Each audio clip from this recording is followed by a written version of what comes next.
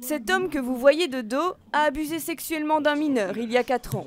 Après 2 ans de prison, le centre d'appui bruxellois est chargé de lui trouver un thérapeute adapté, une prise en charge obligatoire pour obtenir une liberté conditionnelle et qui diminue de moitié les risques de récidive.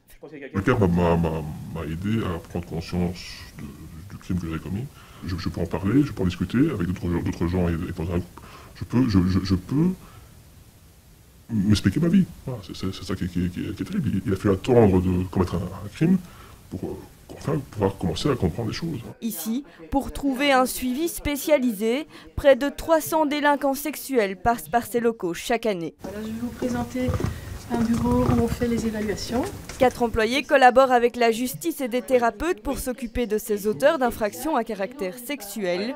Mais ce suivi risque aujourd'hui de disparaître si le centre est soumis à des restrictions budgétaires. On va faire une sorte d'expertise de la problématique du délinquant sexuel et on va l'orienter vers l'équipe la plus adéquate pour le traitement et on va réévaluer régulièrement si le traitement est bien suivi, si la personne évolue, etc. Qu'est-ce qu'il adviendrait si le CAB devait disparaître ?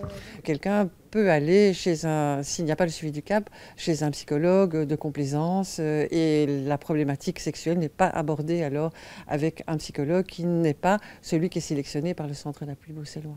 Pour ce psychanalyste, il est essentiel qu'un délinquant sexuel soit traité par un thérapeute spécialisé. Entre la situation d'un inceste et quelqu'un qui fait du commerce sexuel, c'est pas du tout les mêmes choses. Est-ce qu'il faut vraiment attendre tout le temps des événements catastrophiques pour reprendre des décisions et refinancer ce qui doit être financé? Seul espoir pour le centre, le ministre de la Justice Koen Geens se dit prêt à examiner d'autres moyens pour soutenir le travail de ses employés.